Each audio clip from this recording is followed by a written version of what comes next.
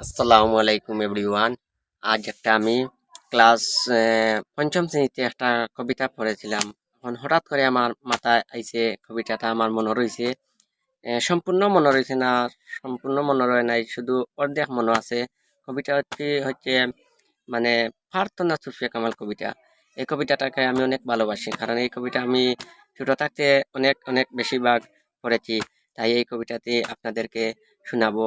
আপনারা ভালো লাগলে লাইক কমেন্ট শেয়ার করবা। আর কবিতাটি কেমন হয়েছে সবাই কমেন্ট বক্সে জানাবা, কারণ এই কবিতাকে আমার অনেক ভালো লাগে পড়তে, কারণ কবিতাটা খুব সুন্দর আমার কাছে লাগে। আপনাদের কাছে কেমন লাগে একটু জানাবেন। প্রার্থনা সুফিয়া কামাল। তুলি দুই হাত করি মুনাজাত, হে রহিমুর রহমান, কত সুন্দর করিয়া ধরণী মুদের করেছ দান। গাছে ফুল ফল, নদী ভরা জল, পাখির কণ্ঠে গান, সকলই তোমার দান। মাতা পিতা ভাই বোন ও স্বজন,